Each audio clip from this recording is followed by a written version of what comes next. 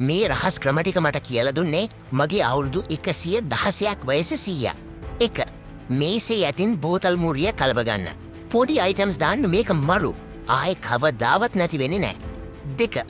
ලී ලෑල් එකට plastic box එකක් හයි කරලා බ්‍රේකර් එක ඇතුළට දාන්න. ප්ලග් කරාම වතුර යන්නේ නැහැ.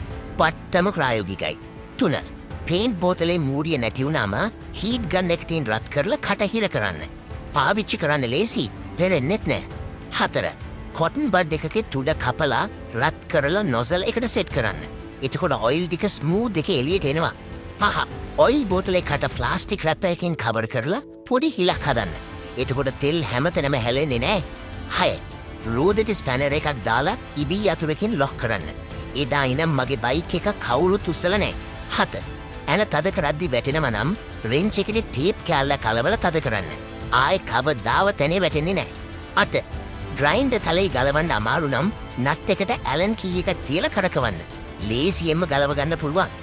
මේ දේවල් ඔයා කලින් දැනගෙන හිටියද?